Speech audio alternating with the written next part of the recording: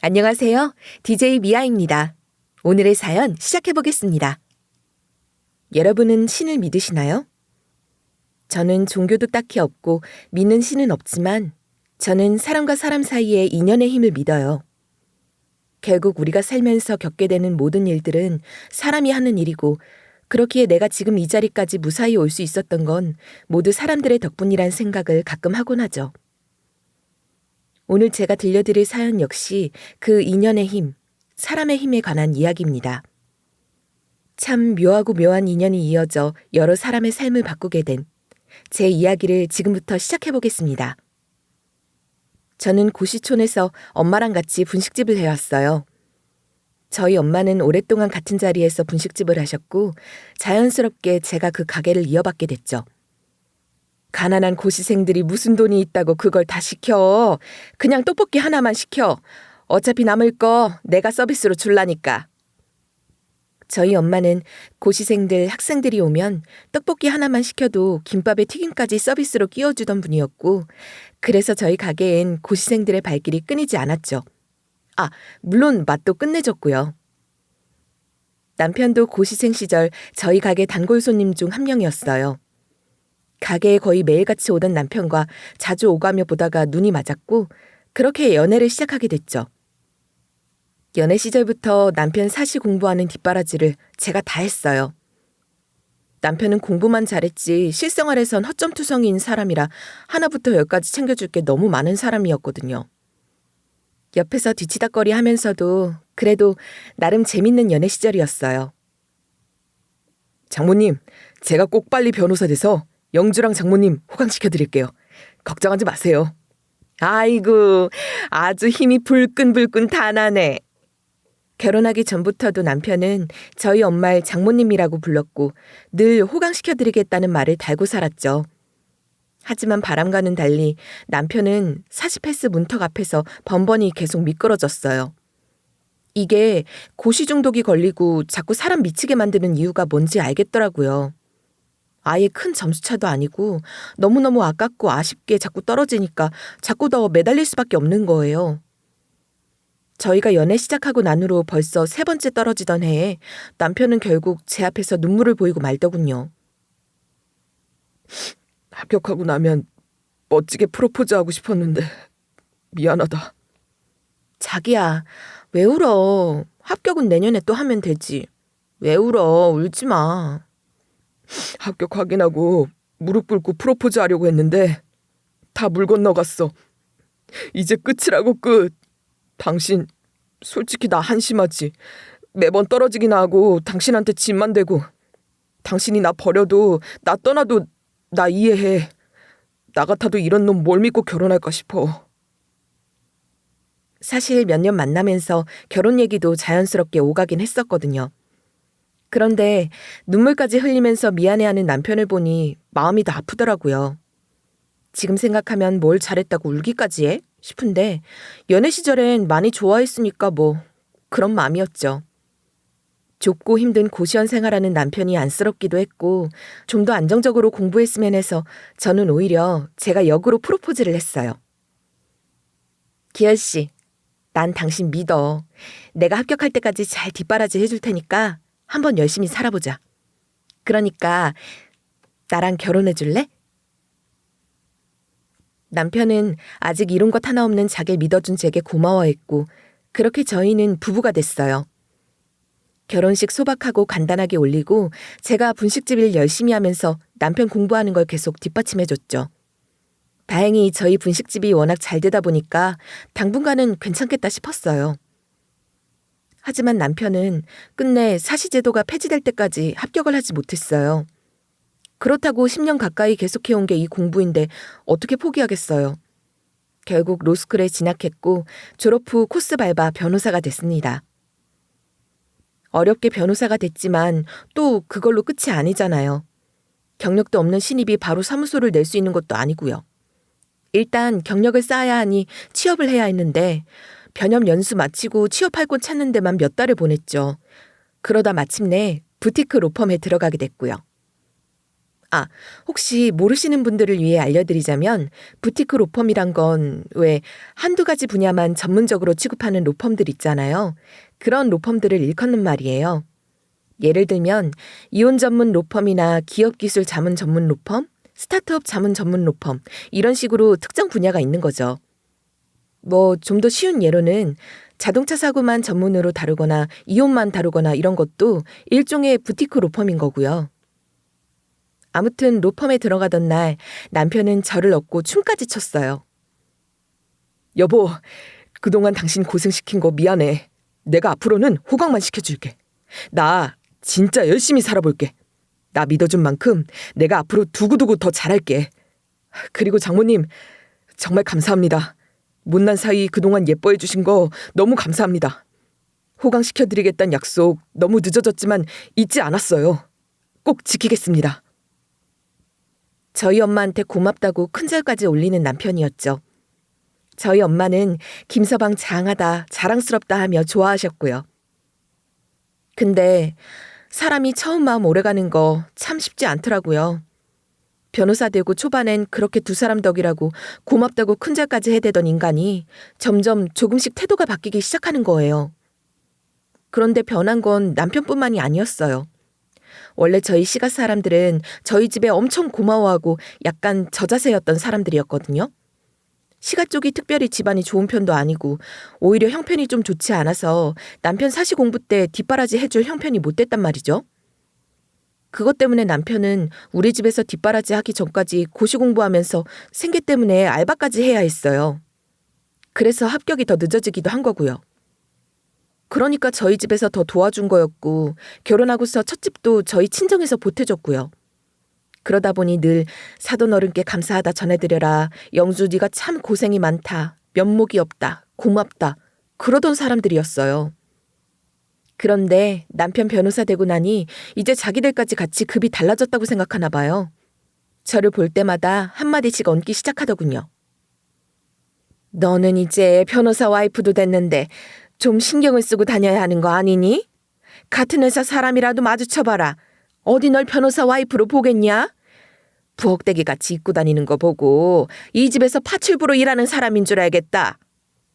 그러면서 사람 살살 긁어대기 시작하더니 날이 갈수록 점점 콧대가 높아지더라고요. 그러다 한날은 저희 남동생이 결혼을 하게 됐거든요. 그래서 사돈분들이랑 상견례 날짜가 잡혀서 남편에게 같이 가자고 얘기를 했죠. 어? 다음 주말? 그날 우리 엄마 생신이잖아. 어? 그랬나? 아닐 텐데. 그리고 달력을 봤더니 진짜 제가 전에 달력에 표시를 해놨더라고요. 시모 생신이 음력이라 매번 양력 날짜가 달라지니까 외우기가 쉽지 않았거든요. 시누이가 저희더러 이제 잘나가는 변호사 어머니인데 아무 데서나 해서 되겠냐. 우리도 어디 좋은 호텔 같은 데 가서 생일 파티 한번 해보자 하며 압박을 줘서 전에 호텔 예약까지 해둔 상태였었죠. 근데 공교롭게도 또 둘 다 점심때라 둘 다 갈 수 있는 형편이 못 되더라고요. 그래서 남편에게 양해를 구했어요. 하필이면 이렇게 일이 딱 겹치냐. 아유, 어쩔 수 없지 뭐. 죄송하지만 이번엔 빠지겠다고 당신이 잘 좀 말씀드려줘. 그렇다고 상견례에 빠질 순 없잖아. 그런데 제 말 끝에 남편이 곧바로 맞받아치는 거예요.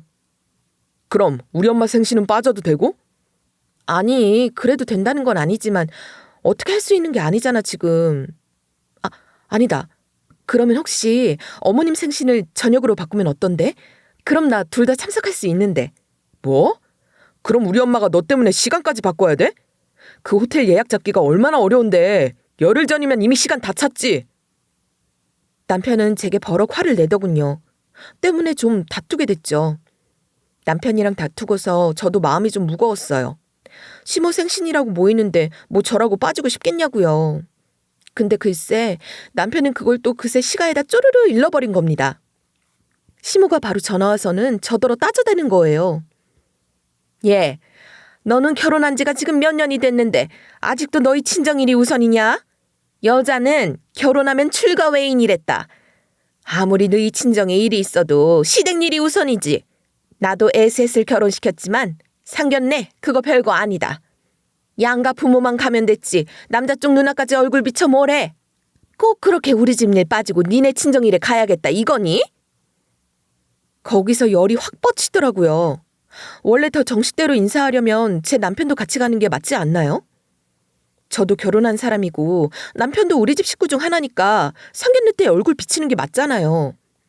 근데 남편은 시무생신 가라고 나 혼자 가겠다고 저로선 최선의 배려까지 해준 거였는데 저더러 지네 집 일만 신경 쓴다 어쩐다 타령해 대니까 어이가 없어서 저도 말이 곱게 안 나가더라고요. 저기요 어머님. 어머님 생신 저 지금까지 연애 때부터 매번 다 챙겨드렸고 이번에 딱 한 번 빠지겠다는 건데 그게 그렇게 안 입고 오세요? 근데요, 그래도 어쩔 수가 없네요. 제가 몸이 2개도 아니고 저희 동생 상견례 자리에서 어머님 생신잔치 자리까지 순간이동을 할 수도 없는 노릇이잖아요. 꼭 하나만 선택해야 한다면 전 제 동생 상견례에 갈게요. 생일이랑 달리 상견례는 다시 돌아오는 것도 아닌데 누나인 제가 빠질 수야 없지 않겠어요? 하고 전화를 탁 끊어버렸죠. 그 후로 시모가 전화를 불이 나게 해댔고 남편도 너 우리 엄마한테 대체 무슨 말을 한 거냐며 따져댔지만 아랑곳 않고 저는 꿋꿋이 우리 남동생 상견례 참석을 했죠. 그랬더니 그 이후로 남편이랑 시가 쪽 인간들이 좀 더 냉랭해진 게 느껴지더라고요. 아니 근데 대체 제가 뭘 잘못한 건가요? 저도 오기가 있어서 절대 굽힐 생각은 없었어요. 남편은 남편 일하느라 바쁘고 저는 또 분식집 근처에 태권도장 하나가 오픈하고 난 뒤로 꼬마 손님들이 많아져서 낮 시간에 장사하느라 더 바빠지고 서로 그냥 바쁘게 보냈죠. 근데 그러던 어느 날 저녁에 남편이 퇴근하고 와서는 하는 말이 저더러 업종 한번 바꿔볼 생각 없냐는 거예요. 업종을 왜 바꿔? 아니 솔직히 당신도 이제 변호사 와이프 체면 좀 지키고 살아야지. 내가 굳이 말 안 해도 당신이 알아서 눈치 좀 보고 해주면 좋았겠지만 당신이 워낙 그런 쪽으로는 눈치가 없는 편이라 나도 참다 말하는 거야. 뭐? 눈치? 내가 뭐가 눈치가 없다는 거야? 내가 장사하는 게 눈치가 없다고? 아니 장사가 문제가 아니라 솔직히 한번 생각을 해봐라. 어디 가서 내 마누라 떡볶이 판다. 그런 얘기하면 내 체면이 뭐가 되겠냐? 어차피 장모님 모으신 돈도 좀 있고 이 기회에 당신도 업종 한번 바꿔봐. 뭐 레스토랑이나 와인샵 아무튼 그런 가게들 괜찮은 거 많잖아. 깔끔하고 보기에도 그럴듯하고 어디 가서 말해도 너무 쪽팔리지 않는 그런 걸로 한번 바꿔보라고. 명색이 로펌 다니는 변호사 마누라가 떡볶이가 뭐냐 떡볶이가. 솔직히 너무 그렇다고 생각하지 않냐? 가뜩이나 콧대 높아진 가짜는 시가 때문에 분노 게이지 차오르고 있었는데 불을 지피는 거였죠 아주. 저는 화가 나서 맞섰죠. 분식집이 뭐가 어떤데? 당신은 분식집이 창피해? 난 당신이 그런 생각을 한다는 사실이 더 창피해. 돈 없는 고시생 시절엔 우리 집 와서 분식 먹고 침 질질 흘리더니 이제 변호사 됐답시고 금 매기고 금 나누기 하는 당신 그 사상이 더 창피하다고. 뭐 직업에 귀천 있고 가게에도 귀천 있냐? 그리고 내가 업종 바꾸고 일 새로 시작하려면 인테리어 비용 생기지 이것저것 돈 깨지지 그건 뭐 땅에서 나오니? 네가 대줄 거니? 뭐? 내가 그걸 왜 대줘? 네가 가게 팔아서 권리금 나오면 알아서 할 일이지. 그리고 장모님이 모은 돈으로 좀 보태줄 수도 있는 거 아니야? 나는 지금 일종의 컨설팅을 해주고 있는 거 아니야 너한테. 변호사도 상담비 받듯이 원래 이런 거 상담해주면 컨설팅비 받고 그러는 거야. 근데 내가 너한테 지금 친절하게 알려주고 있잖아. 너도 이제 어린 나이도 아니고 혼자 억척스럽게 사는 것도 아니고 내가 명색이 변호사고 우리 로펌도 잘 나가. 근데 뭐하러 굳이 그런 일을 하냐? 내가 가게 몇 개 생각해 본 거 있으니까 한번 들어봐. 그 말을 하는 남편 입에 확 펀치를 날리고 싶은 심정이었습니다. 그렇게라도 입을 막아버리고 싶었거든요. 한마디만 더 해봐 아주. 야, 네가 가게 바꾸는데 돈 대줄 거 아니면 강요하지 마. 그리고 내 앞에서 우리 가게랑 우리 엄마 무시하는 말 한 번만 더 했다 봐. 그땐 나도 안 참을 테니까. 그러고서 저도 방으로 확 들어가 버렸죠. 남편은 자기 말이 안 먹히니까 입이 대빨 나와서 다음날 말도 안 하더라고요. 뭐 아쉬울 거 있나요? 저도 안 했죠 뭐. 그렇게 한바탕 싸우고 며칠 지나지 않은 날 조금 대면대면한 기운이 남아있던 상태였어요. 집에 남편 로펌 종무식 초대장이 왔더라고요. 종무식을 뭐 어디 작은 홀을 빌려서 진행하는데 임직원 가족도 모두 모신다는 초대장이었죠. 그런데 제가 읽고 있던 초대장을 남편이 쏙 채가는 거예요. 여기 오려고? 됐어. 넌 오지 마. 뭐? 아직도 혼자 삐져서 그래? 언제까지 그렇게 쪼잔하게 굴 거야? 배우자 동반이라며. 글쎄. 배우자 동반이건 말건 넌 올 필요 없다고. 같이 일하는 우리 변호사 와이프들 보면 다 수준 비슷비슷한 사람들이야. 같은 전문직이거나 무슨 뚜렷한 잘난 직업 아니어도 최소한 학벌 좋고 우아 떠는 그런 여자들이라고. 우리 동기 박변 알지? 걔도 지 와이프 꽃집 한다더라. 꽃꽂이인지 뭐 그런 거 클래스 열고 플로리스트라고 우아 떨며 산다고. 우리 팀에서 제일 빠지는 여자가 그 여자야. 아마 학벌이나 뭐 그런 거 너랑 제일 비슷할 거다. 그래도 그 여자는 최소한 지 남편 체면 생각해서 일이라도 좀 고상 떠는 걸로 하잖아. 너랑 차이를 모르겠냐? 그러니까 뭐 등기 없으면 하다못해 그런 거라도 해야지. 가방끈 짧고 할 줄 아는 거 없으면 최소한 그런 안 짜치는 일이라도 해서 지 서방 체면 지켜주는 게 다른 집 여자들이라고. 뭐? 너 지금 말 다 했냐? 아니, 다 못했다. 너 지금 네 스스로 네 꼬라지를 생각해봐 한번. 대학도 중퇴하고 분식집 나부랭이나 하면서 떡볶이 냄새 풀풀 풍기면서 거기로 오겠다고? 아서라 아서. 누굴 망신 주려고. 거기 와서 쓸데없는 짓거리 하지 말고 넌 그냥 집 청소나 잘해. 특히 화장실. 왜 이리 더러워. 화장실 청소 좀 해라. 청소 좀. 무슨 여자가 그렇게 청소관념이 없냐? 집안 꼬라지가 이런데 남자가 집에 들어오고 싶겠냐고. 너는 내가 뭐든지 이렇게 하나하나 떠먹여줘야 하니? 아유. 진짜 황당하게 짝이 없어서 기가 막혔습니다. 아니 뭐? 화장실 청소를 내가 왜 하는데? 야, 지금 화장실 한번 봐봐라. 그 화장실 더럽히는 건 너밖에 없어. 나는 안방 화장실만 쓰잖아. 너만 여기 쓰고. 네가 서서 오줌 누면서 더럽게 다 튕기니까 더러워지지 이 인간아. 그러는 넌 청소설 한번 지어본 적이나 있니? 집안일 한 번을 거두는 척이라도 해본 적 있냐고. 아니 대체 집안일을 왜 나만 하니? 둘 다 똑같이 맞벌이 하는데? 똑같이 맞벌이? 네 눈엔 이게 똑같이 맞벌이로 보이냐? 야, 좀 주제 파악 좀 제대로 해라. 내가 몇 번을 말해줘도 그렇게 눈치가 없냐? 알량한도 몇 푼 벌어온다고 넌 지금 네가 나랑 똑같이 맞벌이하고 있다고 생각하고 그렇게 당당하냐? 네 눈엔 아직도 내가 만만하지? 아직도 내가 고시생 시절 그때 그 장수생으로 보이는 거 아니냐고. 야, 나 이제 변호사야. 그것도 잘 나가는 로펌 다니는 변호사라고. 솔직히 막말로 지금 이 상태에서 내가 너 만났지? 그럼 그냥 너 완전 투명 인간이야. 나한테 너는 그냥 투명 인간이라고. 우리 같은 사람들한테는 그냥 별 볼 일 없는 엑스트라 같은 보이지도 않는 그런 인간. 근데 그런 정도인 네가 지금 나랑 무려 남편 아내로 엮여 있잖아. 네가 주제 파악이 되는 여자면 알아서 기고 착착 집안일이라도 잘해야 되는 거 아니냐고. 근데 이건 뭐 떠먹여줘도 모르니 가게 바꿀 생각도 없다지. 우리 집에 잘할 생각도 없다지. 이제 집안일도 안 하겠다니. 뭐 내가 어디까지 널 참아줘야 되겠냐? 자꾸 그따위로 건방지게 대들면 이혼장 날려버리는 수가 있으니까 주제 봐가면서 대들자. 너 변호사 남편 상대로 이혼한다는 게 무슨 말인지 알지? 내내 어이가 없었지만 이 대목에서 정말 기가 막히고 말았죠. 이혼 갖고 협박하는 꼬락서니가 얼마나 못된 심보냐고요. 지가 먼저 이혼 얘기까지 꺼낸 판국에 저도 더 이상은 참고 있을 이유도 없었고 그동안 참아온 말을 다 써버렸죠. 뭐? 나 참 기가 막혀서 진짜. 너랑 니네 식구들은 뭐 아주 크나큰 착각들을 하고 사나보다.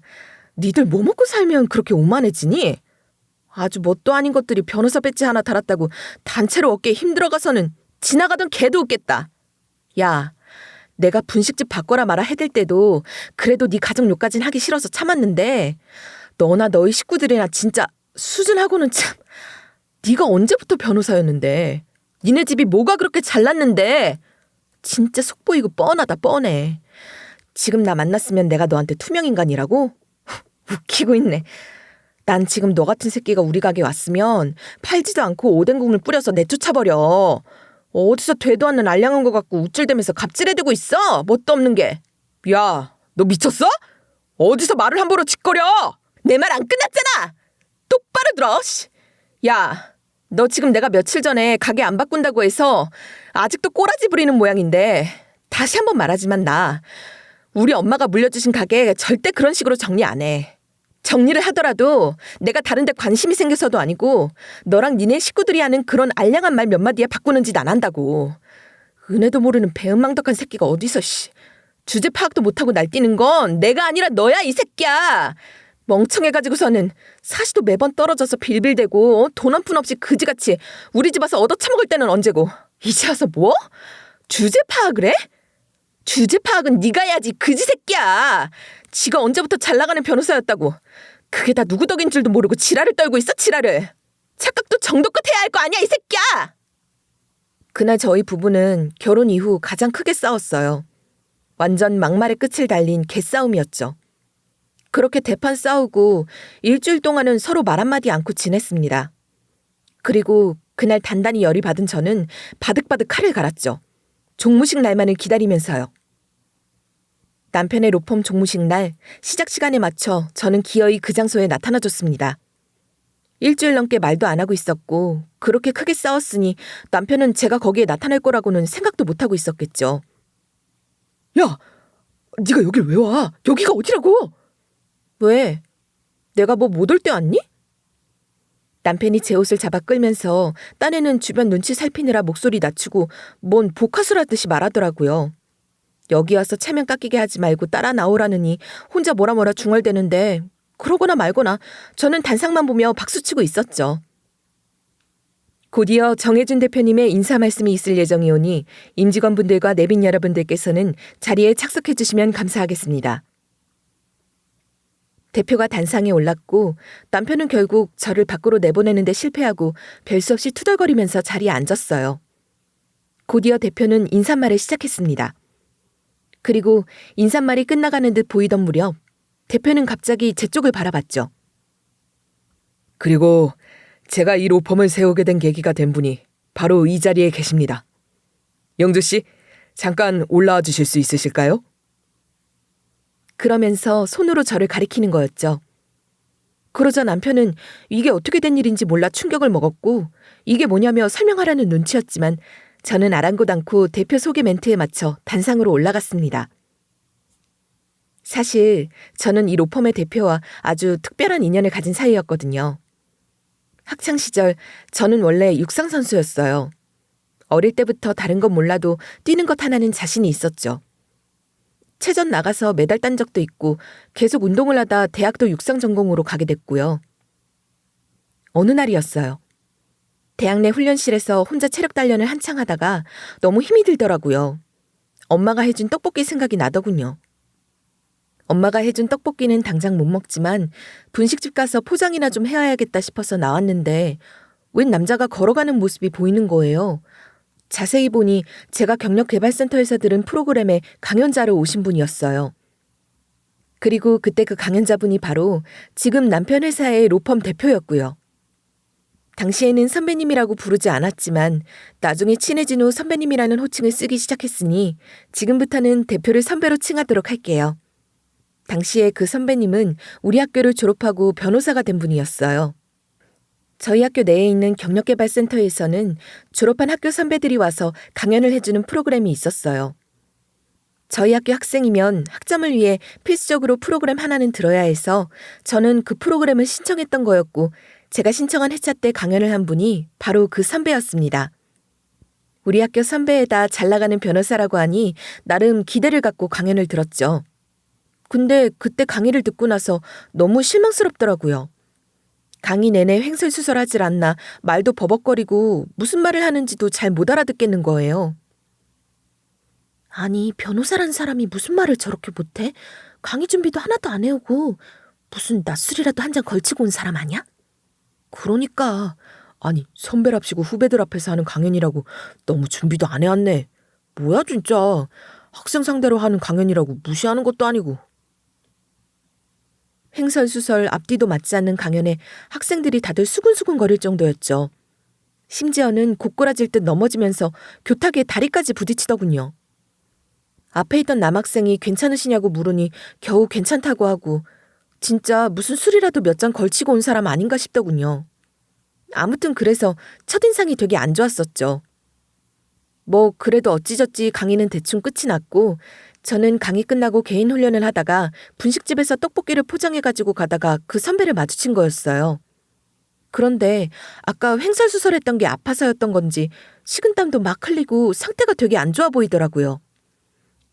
상태가 꽤나 안 좋아 보여 괜찮으신지 가서 물을까 하고 있는 차에 말릴 틈도 없이 갑자기 그 선배가 순식간에 차도로 뛰어드는 거였습니다. 선배 앞으로는 차가 빠른 속도로 달려오고 있었고요. 그 순간 망설일 틈도 없이 제가 뛰어들었고 곧바로 선배를 인도 쪽으로 확 밀쳤죠. 다행히 선배는 안전했지만 그 과정에서 대신 제가 다치고 말았어요. 저는 그대로 병원에 실려갔고 목숨이 위태롭거나 한 건 아니었지만 한 가지 문제가 생겼어요. 다리에 이상이 생긴 거였죠. 병원에서는 재활 치료를 하면 나아질 수 있고 걷는 데는 문제가 없겠지만 운동은 어렵다는 소견을 말해주더군요. 선배는 저보다 더 큰 충격을 받은 눈치였습니다. 선생님, 안 됩니다. 이 친구 육상하는 친구예요. 그냥 걷는 정도로만 고쳐서는 안 돼요. 뛰어야 하는 친구입니다, 선생님. 이 친구 좀 제발, 제발. 선배는 의사를 붙잡고 막 울어대기까지 하더라고요. 제가 저 괜찮아요, 괜찮아요 하고 오히려 말릴 정도였죠. 선배는 제게 너무 큰 죄책감을 가지고 있더군요. 미안해요. 내가 괜한 생각을 해서 나 때문에 학생 인생을 망가뜨리다니. 엉엉 우는 선배를 제가 달랬습니다. 아닙니다. 저 정말 괜찮아요. 솔직히 육상해가지고 뭐 대단한 업적 같은 거 이룰 생각 같은 거 저 전혀 안 했어요. 올림픽 나가고 메달 따고 그럴 수 있는 수준도 전혀 못 되고요. 저 그냥 할 줄 아는 게 뛰는 거밖에 없어서 이거로 대학 온 거예요. 그리고 내내 고민 많았어요. 할 줄 아는 거라곤 남들보다 잘 뛰는 거 이거밖에 없는데 이걸로 어떻게 먹고 살아요. 앞길이 막막했어요. 그래서 그런가? 의사한테 이제 너 앞으로 운동 못한다는 말 듣는데 하늘이 무너지는 느낌이 드는 게 아니라 오히려 새로운 출구가 열리는 그런 느낌이 드는 거 있죠. 한쪽 문이 확실히 굳게 닫히니까 아 그럼 나 이제 아예 다른 일 찾아야겠구나. 그렇게 길이 정해진 느낌. 그러니까 변호사님도 저한테 너무 미안해하지 마세요. 죄책감 가지지도 마시고요. 근데 저 하나 물어봐도 되나요? 혹시 그때 왜 그렇게 뛰어들려고 하신 거예요? 조금 진정한 뒤 저는 선배의 이야기를 듣게 됐습니다. 알고 보니 선배는 아내와 본인 친구의 외도 사실을 제가 사고 나던 그 당일에 알게 됐었다고 하더군요. 선배는 대형 로펌을 다니며 인정받는 변호사였지만 스트레스가 너무 극심해 정신과 상담까지 받고 있었고 우울증을 앓고 있었나 봐요. 그래서 잠시 일을 쉬고 싶었지만 아내가 그만두지 못하게 닥달을 했고 결국 일을 계속할 수밖에 없었다고 하더군요. 그런데 그런 아내가 알고 봤더니 자기가 우울증까지 걸려가면서 벌었던 그 돈이 그동안 모두 두 사람의 불륜에 쓰이고 있었다는 사실을 알게 됐으니 얼마나 큰 충격을 받았겠어요. 그때 그 강의실에 영주 씨도 있었는 줄은 몰랐어요. 나 그때 정말 엉망이었죠? 그 강의 직전에 알게 된 거예요. 강의실을 뛰쳐나갈 수는 없었고 저도 그때 제가 무슨 정신이었는지 모르겠어요. 말 그대로 멘탈이 완전히 나가버린 거예요. 그날 기억이 저도 잘 없어요. 강의를 어떻게 마쳤는지, 마치고 나서 다른 교수님이랑 잠깐 얘기도 나눈 것 같은데 그 기억도 잘 안 나요. 그러다 집엔 가야겠다 싶었는데 집에 가서 뭐하나 싶더라고요. 이미 내 사람도 아닌 와이프가 있는 집에 가서 뭐하나, 살아서 뭐하나, 순간 그런 생각이 든 겁니다. 그러다 충동적으로 차도에 뛰어드는 일까지 하게 된 거였고요. 저도 제가 왜 그랬는지 모르겠어요.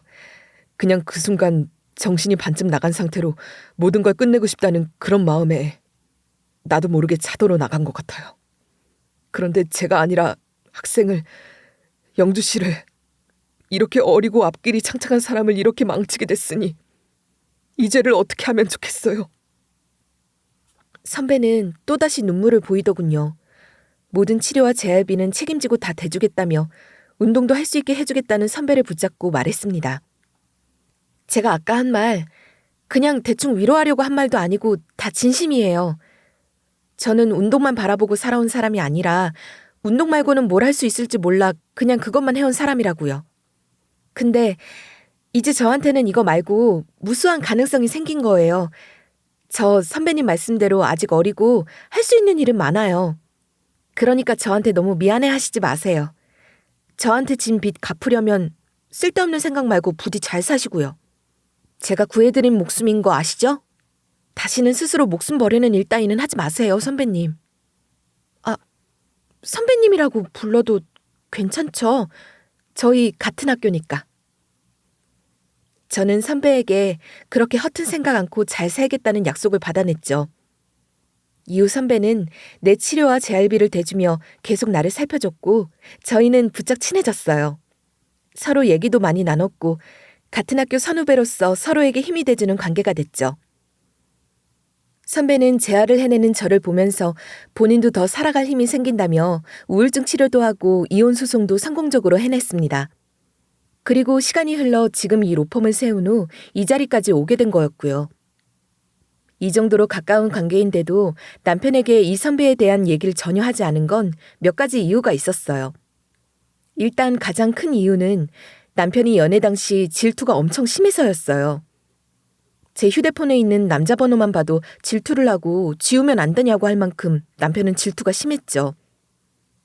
그래서 한 번은 그걸로 선배에게 푸념을 좀 한 적이 있었는데 선배가 그럼 내 얘기는 안 하는 게 좋겠다 하시더군요. 뭐 우리야 전혀 그럴 사이도 아니지만 그렇게 질투 많은 친구가 보기엔 괜히 좀 그렇지 않겠어? 오해하면 서로 귀찮아질 거 아니야. 선배 말이 맞는 것 같아 괜히 남편 신경 거슬리게 하기 싫더라고요. 말 안 하는 게 낫겠다 싶었죠. 그리고 또 한 가지 이유로는 남편이 괜히 덕 좀 볼 생각할까 우려가 되어서도 있었어요. 선배는 제가 사고 났던 그 오래전엔 힘든 일을 겪었지만 이후엔 정신적인 부분도 회복하고 노력도 많이 해 승승장구하고 있던 사람이었거든요. 그런 잘 나가는 업계 선배가 있다는 걸 알면 괜히 기대려고 할 수도 있고 저한테 다리를 놔달라고 할 수도 있고 그렇잖아요. 사실 남편이 여기 입사할 수 있었던 것도 따지고 보면 제 부탁덕이긴 했지만 그건 진짜 최후의 방법으로 저도 용기 내서 드린 부탁이었거든요. 남편이 이력서 넣을 건데 한번 잘 검토해봐달란 얘기를 했었죠. 근데 그건 남편이 변호사 합격 후에도 하도 취업이 안 되니까 도저히 안 되겠다 싶어 살짝 얘기한 거였고 자격 조건이 안 되면 합격 안 시켜도 된다고 했었죠. 그런데 만약 남편이 저희 사이를 미리 알았다면 아예 믿는 구석이라고 생각하고 노력도 안 했을 거 아니에요. 그래서 미리 말을 전혀 안 한 거였죠. 남편 놈은 이런 내막도 모르고 저한테 이따위로 막대한 거였지만. 여기 이분이 안 계셨다면 저는 절대 지금까지 올 수 없었고 저희 회사도 있을 수 없었습니다. 저에게는 생명의 은인이자 또 저희 회사가 세워질 수 있었던 조석 같은 분입니다. 다시 한번 큰 박수 부탁드립니다. 그렇게 선배는 저를 소개했고 저는 선배를 처음 만났을 때의 일들과 축사를 간단하게 마친 후 나란히 박수를 받았습니다. 선배에게 이런 비하들이 있었다는 사실을 몰랐던 직원들은 다들 감동한 반응을 보였고 그중엔 눈물을 흘리는 직원도 있었죠. 물론 제 남편은 전혀 아니었고요. 단상에서 내려온 선배가 한 명 한 명 직원들과 인사를 할 때 남편 놈이 저에게 들러붙으며 잘 보이려 애를 쓰더군요. 대표님, 그동안 몰라 뵀습니다. 저희 아내가 이렇게 존경하는 선배님이신 줄 알았다면 제가 진작에 더 잘 모셨어야 하는 건데 말이죠. 염치가 없습니다. 앞으로 잘 모시겠습니다. 남편은 잘 보이려 한껏 아양을 떨어댔지만 선배의 표정은 차갑기 그지 없더군요. 남편의 말은 받아주는 둥 마는 둥 하며 다른 직원들과 인사를 하러 넘어갔죠. 남편은 기분이 팍 상한 티가 났고요. 뭔가 눈치를 챈 건지 종무식 다녀온 후 남편이 제게 따지고 들더라고요. 너 혹시 대표님한테 내 얘기 안 좋게 한 거 있어? 무슨 소리야? 내가 무슨 얘기를 안 좋게 해? 아까 그 상황 아무리 생각해도 이상하잖아. 네가 목숨까지 구해줬다는데 왜 나한테는 그러는데? 자기 목숨 구해준 여자의 남편이 내 직원이다. 그럼 오히려 나한테 더 잘하고 좋아해야 마땅한 거 아니야? 근데 아까 그 태도는 뭐냐고 대체. 사람이 말을 하는데도 그냥 쌩 아니 쌩 까고 지나갔잖아 아주. 아니지. 그 전에 너 왜 우리 대표 안다는 소리 안 했어? 아까 너 불러 세우는 거 보니까 이미 알고 있었던 것 같은데 나한테 왜 말 안 했냐고. 전엔 몰랐다 쳐도 나중에는 알았을 거 아니야. 너 그 대표랑 친하다며. 그럼 회사가 어딘지도 알았을 거고 우리 회사 대표인 것도 알았을 거 아니야. 근데 왜 말은 안 했냐? 적어도 내가 이 회사 들어갔을 때라도 말했어야 되는 거 아니야? 네 지인이란 소리를 왜 안 한 건데 대체? 제게 따지는 남편에게 제가 말했죠. 일부러 안 했어. 그래야 당신도 허튼 생각 안 하고 실력으로 정정당당하게 일하고 인정받을 거 아니야. 나중에 당신이 대표님한테 좀 인정받고 나면 말해주려고 했지. 내가 무슨 말을 해서 선배 기분이 상한 게 아니고 당신이 뭐 잘못을 한 거 아니야? 선배 눈에 거슬리는 직원이어서 그런 거 아니냐고. 아니야, 그럴 게 뭐가 있어. 아무튼 너 혹시라도 이상한 소리 하지 마라. 우리끼리 있었던 일 미주알 고주알 떠들어대고 그러는 거 아니지? 혹시라도 그랬다가는 봐. 그 사람 우리 회사 대표야. 내 체면 생각해서 행동 잘하라고. 웃기고 있네. 그놈의 체면. 네 체면이 뭐? 네 체면이 뭐가 그렇게 잘나시고 중요해서 내가 네 체면을 맨날 그렇게 챙겨줘야 되는데. 아까 종무실 가서 보니까 굽신굽신거려대느라 아주 허리가 접히겠더만. 그러고 굽신거리고 다니면서 내 앞에서 아주 왕처럼 굴려고 그러지? 뭣도 아닌 게. 그날 이후 며칠 내내 남편은 저한테 와서는 자꾸 따져대더군요. 너 진짜 이상한 소리 안 한 거 맞아? 뭔 말 한 거 아니야? 내 얘기 안 좋게 한 거 아니냐고. 아무래도 대표가 좀 이상하다니까. 나 대하는 태도가 자꾸 차가운 것 같단 말이야. 다른 직원들한텐 어깨도 툭툭 쳐주고 격려도 해주고 그러더니 나만 보면 싸늘하잖아. 아씨, 아무래도 나 못 지킨 것 같은데. 남편은 그렇게 징징대더군요. 내가 내 남편 못 되라고 그럴 리가 있겠어? 심지어 잘 봐달라고 특별히 부탁해서 합격까지 시킨 내가? 당신이 뭐 잘못한 거 아닌지 본인이나 돌아봐. 당신이 일을 뭐 잘못하는 거 아니야? 일을 제대로 해서 인정받을 생각을 좀 해봐. 내 남편이라고 잘 보이려고 하면 당연히 곱게 안 보이지. 안 그래? 그 선배 원래 그런 깐죽거리는 스타일들 딱 싫어해. 일 안 하고 뺀질거리고 머리 굴리는 인간들 싫어하는 사람이라고. 아니야, 뺀질은 무슨. 요즘 일이 미어 터져서 죽을 지경이구만. 아주 일이란 일은 나한테 다 온다니까. 그럼 뭐가 문제인데? 일을 많이 주는 건 그만큼 믿어준다는 소리겠지. 뭐가 그렇게 불만이 많냐 너는? 일을 많이 주면 그때가 기회 아니야? 맡겨준 일 열심히 잘 해내서 인정받으면 될 거 아니야. 계속 나한테 와서 밉보인 것 같다고 징징댈 시간에 일이나 더 해. 그렇게 말하며 일축했지만 사실 남편은 대표에게 제대로 찍힌 게 맞았어요. 실제로 남편이 종업식에 오지 말고 청소나 하라고 비아냥거렸던 날 저는 화가 나 대표에게 전화를 걸었었거든요. 우리 남편 일 잘하고 있냐고 묻자 선배는 말끝을 흐리더라고요. 내가 대표다 보니까 일이 많아서 밑에 직원들이 어떻게 하는지까지는 잘 몰라. 근데 뭔가 석연치 않은 느낌이 들더라고요. 선배, 그러지 말고 그냥 솔직하게 말해줘요. 그 사람 뭐 문제 있어요? 그런 거예요? 그게 솔직히 김 변호사에 대한 평이 좋지는 않아. 사수들 평가도 별로 좋지 않고 의뢰인들이랑 마찰도 좀 있고. 내가 아무래도 좀 난감한 상태긴 하네. 전혀 모르던 남 같으면 솔직히 계속 더 같이 일하고 싶지 않은 후배 직원인데 너 봐서 뽑은 거라 그러기도 난감하고. 이거 참 뭐라고 말해야 될지 모르겠다. 선배, 그 인간 자르고 싶으면 자르셔도 돼요. 뭐? 그게 무슨 소리야 임마. 잘라도 된다니. 저 그 인간이랑 이혼할 거예요. 선배 얘기 들어보니까 괜히 저 때문에 능력도 없고 그릇도 안 되는 인간 걷어주시느라 애먹으신 것 같은데 저 때문에 그런 불편 겪게 해드려서 제가 오히려 죄송하네요.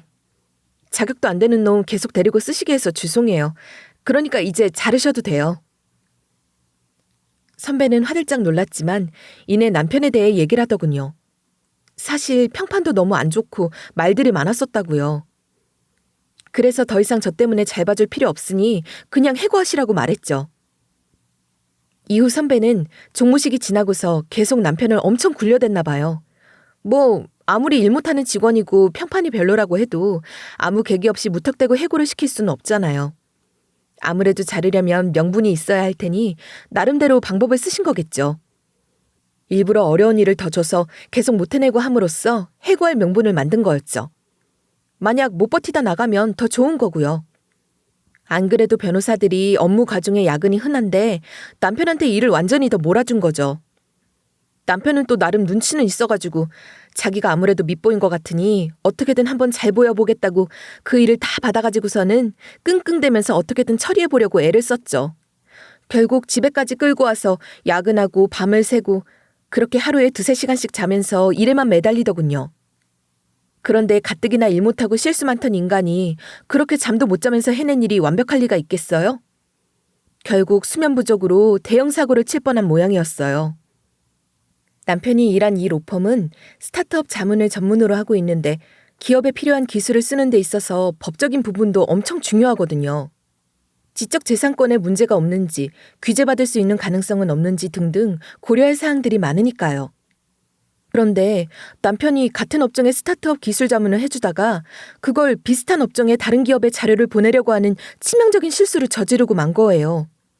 다행히 아직 신입 변호사라 항상 선배 변호사의 검토를 받는 위치라 다행이었지 하마터면 로펌의 신뢰에 큰 금이 가는 일을 저지를 뻔한 거죠. 이 로펌을 믿고 맡겨준 업체의 기밀을 경쟁 업체에 다 넘겨줄 뻔한 거니까 이건 보통 실수가 아닌 거고요. 여보, 나 오늘 회사 잘렸어. 아니, 어떻게 이렇게 한 번에 자를 수가 있어, 사람을. 그래, 물론 내가 큰 실수를 저지른 건 사실이지. 그치만 그래. 당신이 한 번만 더 말해주면 안 될까? 당신이 나 합격시켜달란 말도 했었다며. 그러니까 당신이 한번 부탁 좀 드려봐주라. 대표님한테는 당신이 은인이라며. 생명의 은인이라며. 그럼 당신만은 들어주지 않을까? 한 번만 부탁 좀 드려봐. 미쳤니? 내가 왜? 나 그럴 생각 없어. 오히려 선배더러 잘하셨다고 박수를 쳐주고 싶은 심정인데? 아참. 그리고 타이밍 한번 잘 맞았다. 안 그래도 이거 주려고 했는데 오늘이 딱이겠네. 자. 결국 남편은 로펌에서 잘렸고 저는 이때다 싶어 남편에게 이혼 소장을 던졌죠. 뭐? 이혼? 이혼이라니? 말도 안 돼! 말이 안 되긴. 회사도 잘렸고 나한테도 잘렸고. 오늘 딱 네 기념일 삼으면 되겠다. 안 그래? 기고만장에서는 주제 파악 좀 하라며 제게 막말을 해댈 땐 언제고 남편은 제게 매달리며 이혼은 안 된다고 울부짖었지만 이미 전 준비가 철저히 된 상태였죠. 소송은 빠르게 진행됐고 저는 이혼을 무사히 해냈습니다. 제게 이혼당한 후 남편은 거치가 마땅치 않았어요. 사무실 낼 돈은 없지 그렇다고 로펌 취업도 쉽지가 않았거든요. 로펌 대표인 선배가 업계에 소문을 쫙 내버린 탓이었죠. 말도 안 되는 그런 실수를 한 놈인데다 동료들 평판도 좋지 않고 신입인데도 벌써부터 건방 떤다 어쩐다 소문이 쫙 났으니 누가 받아주겠어요. 어쩌다 작은 사무소에 취직은 했는데 거기서도 일 잘못해 잘렸다고 하더라고요. 그러다 결국 혼자 이리저리 뛰면서 1인 변호사 사무실 차려서 혼자 일하는데 오피스텔에서 사무실 겸 주거 겸 다 하고 있다는 얘기를 들었죠. 혼자서 해봤자 능력도 없는 게 사건 수임이나 할 수 있을런지 모르겠지만. 이 얘기는 제 전 시모가 나한테 와서 하소연하는 통에 알게 됐어요. 저는 그 자리에서 지금도 계속 분식집을 하고 있는데 전 시모가 찾아와서 불 앞에서 열심히 떡볶이 만드는 저한테 내내 징징대더라고요. 예, 영주야. 우리 기열이 지금 꼴이 말이 아니다. 네가 한 번만 마음 다시 잡고 용서해주면 안 되겠니? 지금 사무실인지 집인지 뭔지도 모를 때서 지 혼자 뭐라도 해보겠다고 저렇게 아등바등 사는데 내가 안쓰러워서 못 보겠다 아주. 그러니까 네가 한 번만 못 이기는 척 다시 받아주면 안 되겠냐? 할머니, 떡볶이 안 먹을 거면 좀 나오세요. 매너가 없어 어른이. 되도 않는 소리를 해대던 전 시모는 태권도복 입은 꼬마 손님들 밀려드는 통에 밀려났죠. 그러게 말이다. 왜 이렇게 매너들이 없는지. 떡볶이 팔아줄 거 아니면 저리 썩 꺼지세요. 저 이제 그쪽 며느리 아니거든요. 한 번만 더 찾아왔다간 봐요. 신고해서 아주 쫓아버릴 테니까. 그렇게 아이들에게 된통 망신당한 후 쫓겨난 뒤로는 전 시모도 찾아오지 않더군요. 전 남편 역시 빌빌대며 그냥 그 모양 그 꼴로 지내고 있는 모양이고요. 저는 로펌 대표인 선배와 여전히 좋은 선후배 관계를 유지하고 있어요. 선배는 매번 제게 생명의 은인이라고 말하지만 저 역시 선배에게 고마운 점이 참 많아요. 제 인생에 늘 길잡이가 되어주신 분이고 또 이번에 이혼할 때도 큰 도움을 주셨거든요. 인생에 이런 값진 인연이 있다는 게 얼마나 감사한 일인지 오래전 사고로 엮인 저희의 인연이 이렇게 이어지며 또 한 번 감사함을 깨닫게 됩니다. 떡볶이 냄새에 폴폴 풍기는 저희 분식집 안에서 노트북을 켜두고 이렇게 사연을 쓰고 있는 지금 제게는 더없이 감사하고 행복한 순간입니다. 제 이야기를 들어주신 구독자 여러분 정말 감사합니다.